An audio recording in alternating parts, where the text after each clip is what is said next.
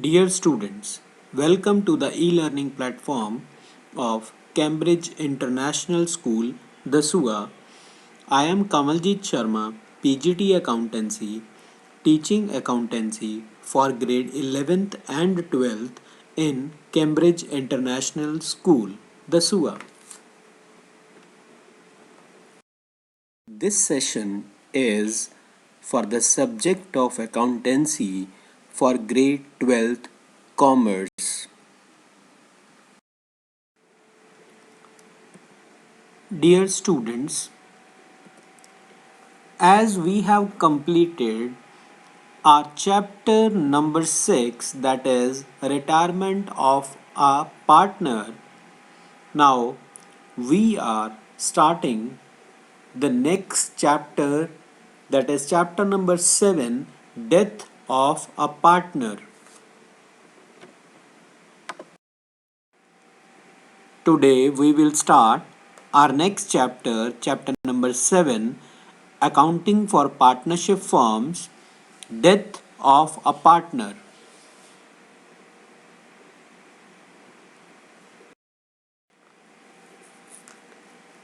In this chapter, we will study the topics of concept of death of a partner, calculation of new profit sharing ratio and gaining ratio, treatment of goodwill, revaluation of assets and reassessment of liabilities, adjustment of reserves, accumulated profits and losses, share of profit or loss of the deceased partner, then computation of amount due to deceased partner, then payment of amount due to the legal heirs or executors of the deceased partners,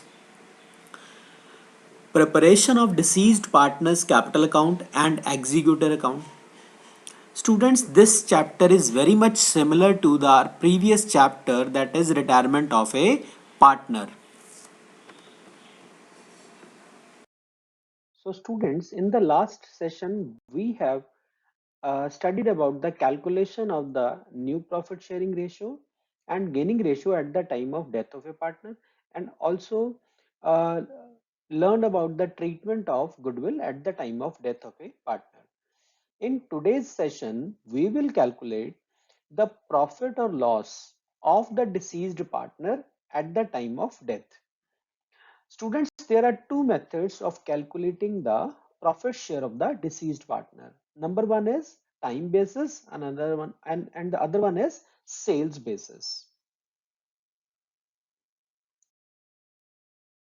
Now, अब आप देखो कि कोई भी partner retire तो अपनी मर्जी से हो सकता है, जब भी वो चाहेगा वो रिटायर हो जाएगा, बट डेथ तो अपनी मर्जी से नहीं होगी। कोई पार्टनर ये तो बता के मरेगा नहीं कि दूसरे पार्टनर को ये बोलेगा कि इस दिन को इतने बजे मेरी डेथ हो जाएगी और तब तक उससे पहले पहले मेरा सारा हिसाब कर दो, ऐसा होगा नहीं। डेथ इज अनसर्टेन, वो तो अचानक से हो जाएगी, तो वो कभी भी हो सकती है। In the beginning of the year, in the middle of the year, in at the end of the year, ठीक है। 6 महीने काम करने के बाद हो गई, या 1.5 महीना काम करने के बाद हो गई। हाँ, बट ये है कि आपके सिलेबस में अभी अगर कोई डेट आती है डेथ ऑफ ए पार्टनर की, तो या तो beginning of the month year आ जाएगी, middle of the month year आ जाएगी, या end of the month year आ जाएगी। कहने का मतलब ये कि इजी कैलकुलेशन होगा कि पार्टनर ने 2 महीने काम करने के बाद उसकी डेथ हो गई, या 4 महीने या 6 महीने। इन केस अगर आ भी जाता है कि किसी इतने डेज, इतने इस, फॉर एग्जांपल 31 मार्च को पुरानी बैलेंस शीट बनाई गई और उसके बाद 7 जून को पार्टनर मर गया। 31 मार्च के बाद क्या आया? अप्रैल, मई और जून। 7 जून को उसकी डेथ होगी। अप्रैल के 30 डेज, मई के 31 डेज, हो गए 61। और 7 जून को काम करने के बाद अगर डेथ हुई तो 68 डेज। तो आप उसका 68 डेज का प्रॉफिट निकाल दोगे, ऐसा मुश्किल कुछ नहीं है। बट यहां पर क्या है कि अगर आपको क्वेश्चन में क्लियरली लिखा है कि for example A B C partner and C died on 30th April, it means सिर्फ 1 महीना काम किया उसने, तो उसको 1 महीने का आप प्रॉफिट शेयर दे दोगे, क्योंकि 31 मार्च को पुरानी बैलेंस शीट बनाई थी तब तक वो ठीक था। 30th अप्रैल को वो मर गया, तो 1 अप्रैल से लेकर 30 अप्रैल तक 1 महीने के लिए उसने नए सेशन में काम किया, तो इट मीन्स 1 महीने का अब उसका प्रॉफिट बनेगा. So if the partner dies during an accounting year, the profit from the beginning of the year to the date of death is calculated. मतलब जिस दिन वो मरा उस दिन तक का उसका प्रॉफिट चाहिए. On the basis of time में क्या होगा कि आपको क्वेश्चन में क्लियरली लिखा होगा कि आपने, क्योंकि हमें देखो, अगर कोई पार्टनर आज उसकी डेथ हो जाती है तो आज ही तो हम उसकी वजह से पी एंड एल बना नहीं देंगे. हम पी एंड एल कब बनाएंगे? 31 मार्च को जाके हम उसका पी एंड एल बनाएंगे. बट उसके जो रिप्रेजेंटेटिव होंगे, उसके जो एग्जीक्यूटिव्स होंगे, उसके जो इनहेरिटेंस में जो लोग होंगे, उसकी वाइफ हो गए, उसके बच्चे हो गए, वो ये कहेंगे हम आपके प्रॉफिट के लिए पूरा साल भर वेट थोड़ी करेंगे. उसके डेथ के बाद हफ्ता, 2 हफ्ते, 4 हफ्ते में आप हमारे पैसे दे दो. तो क्योंकि वो प्रॉफिट जो भी अनसर्टेन है, पता ही नहीं कि कितना होगा कि नहीं होगा, कितना हुआ, हम उसके लिए एजम्पशन लगाते हैं. तो पहला एजम्पशन है हमारा टाइम बेसिस का. टाइम बेसिस में क्या होगा कि हम पिछले साल का प्रॉफिट मान लेंगे कि जितना प्रॉफिट हमारा पिछले साल हुआ होगा लगभग उतना ही इस साल हो जाएगा. या पिछले 2 साल का एवरेज मान लेंगे, या पिछले 5 साल का एवरेज मान लेंगे, पर अपनी मर्जी से नहीं मानेंगे. वो क्वेश्चन में गिवन होगा कि 2 साल का प्रॉफिट एवरेज मानना है, 5 साल का प्रॉफिट एवरेज मानना है, या 10 साल का प्रॉफिट एवरेज मानना है. It is always given in the question. तो हम क्या करेंगे, आप ये फॉर्मूला देखो नीचे जो मैंने लिखा कि profit of the deceased partner is calculated by, कैसे कैलकुलेट होगा कि प्रॉफिट ऑफ द ईयर और द एवरेज प्रॉफिट, जो भी, अगर मान लो उन्होंने लिखा कि पिछले साल का प्रॉफिट इस साल का प्रॉफिट मान लो, तो वो पूरा पूरा प्रॉफिट ले लेंगे. पिछले 3 साल का प्रॉफिट मान लो, तो मान लो पिछले 3 साल में 10,000, 20,000 और 30,000 प्रॉफिट हुआ. तो 10,000 plus 20,000 plus 30,000 divided by 3, average आ गया 20,000. तो वो 20,000 यहाँ लिख देंगे. इनटू हमारे पास number of month from the last balance sheet to the date of death. ठीक है. Into deceased partner share. कहने का मतलब कि जितना profit into number of months. Suppose 2 महीने काम करने के बाद मर गया, तो पहले तो प्रॉफिट लिखेंगे, मान लो पिछले साल का 20,000 या पिछले 3 साल का एवरेज 20,000. फिर into number of months, that is अगर 2 महीने काम किया तो 2/12. और into deceased partner share, for example ratio 5:3:2 थी और बी मर गया, बीच वाला पार्टनर, तो 3/10 यहां पर लिख देंगे. तो इस तरह से उसका प्रॉफिट शेयर कैलकुलेट हो जाएगा. अब अब हम ये दूसरा मेथड देखते हैं, on the basis of sales और टर्नओवर बेसिस. अब देखो, सेल्स और टर्नओवर बेसिस बहुत ही इजी है. आपको प्रॉफिट मालूम हो या ना हो, आपको ये तो पता है कि जिस दिन पार्टनर की डेथ हुई उस दिन सेल कितनी हुई होगी. फॉर एग्जाम्पल पिछले साल हमने 10 लाख रुपए की सेल करी और 1 लाख रुपए प्रॉफिट कमाया. तो सीधी सीधी कैलकुलेशन निकल के आती है 1 लाख अपॉन 10 लाख इंटू 100, 10%, मतलब 10% मार्जिन. अगर हम 10 लाख की सेल करेंगे तो 10 लाख का 10% 1 लाख कमाएंगे. 50 लाख की सेल करेंगे उसका 10% 5 लाख कमाएंगे. 50,000 की सेल करेंगे उसका 10% 5,000 कमाएंगे. कहने का मतलब ये कि हमें सेल्स के ऊपर अपना प्रॉफिट मार्जिन पता चल जाता है. इस मेथड से प्रॉफिट कैलकुलेट करने के लिए हमारे पास क्या होना जरूरी है, हमारे पास पिछले साल की सेल, पिछले साल का profit, sales till date of death, ये पता होना चाहिए. तो क्या होगा, आप फॉर्मूला देखिए यहां पर कि हमने क्या लिखा कि पहले प्रॉफिट ऑफ द फर्म निकालेंगे हम.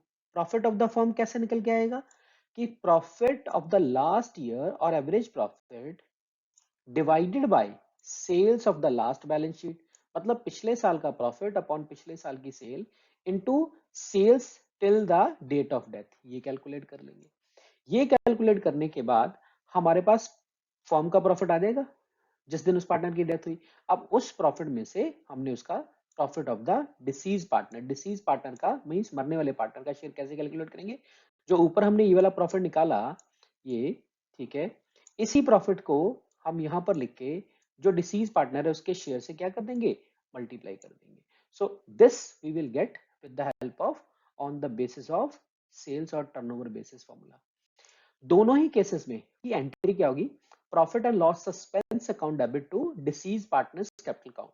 सस्पेंस वर्ड इसलिए लिखेंगे क्योंकि अभी तक हमें पता ही नहीं कि वो प्रॉफिट होगा या नहीं होगा.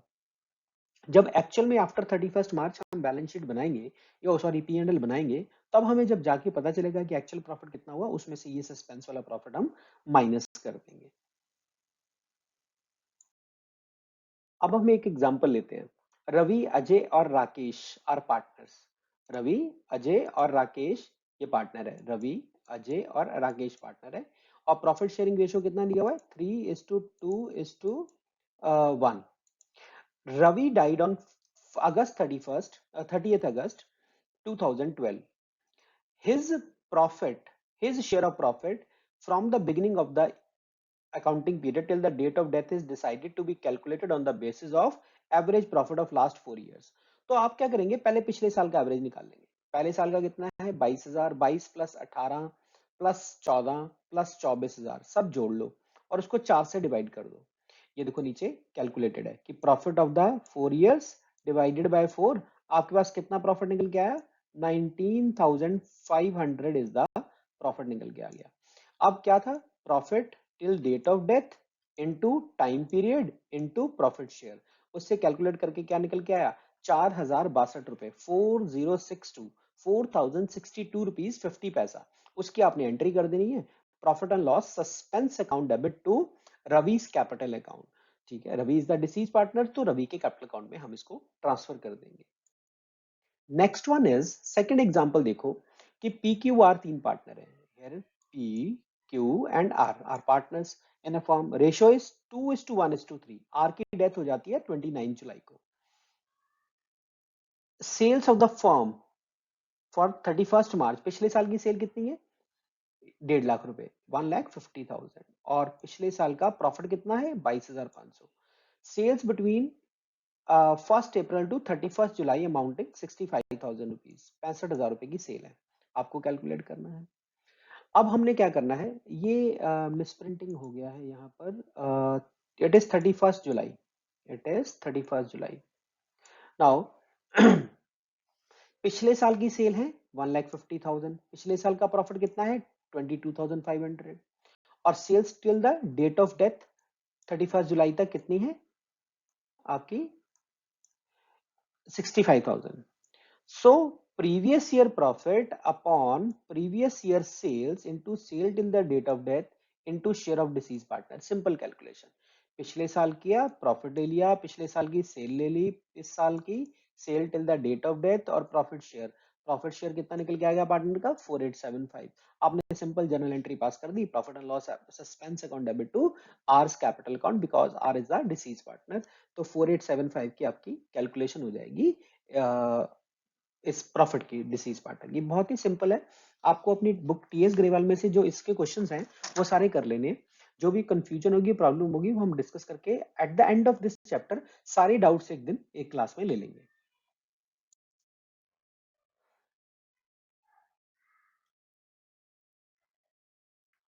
So dear students,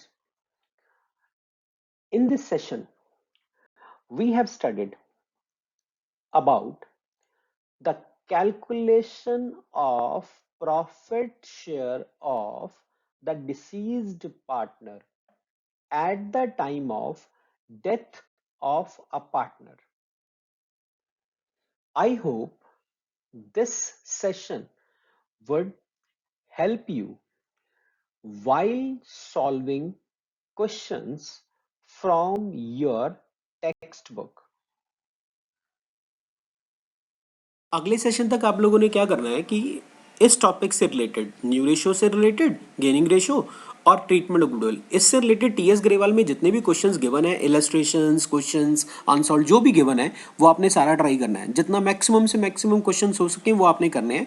जो डाउट्स होंगे वो डाउट्स आप मेरे को बता देना, उसके हिसाब से हम डाउट वाले क्वेश्चंस की एक सेशन फिर से बना के वो हम आपको और भेज देंगे. Okay, till then stay safe, stay home. In the next session, we will continue our next topic. Till then, dear students, to stop the COVID-19, stay home. If you don't think about yourself, think about your loved ones. So stay home, please. But study regularly.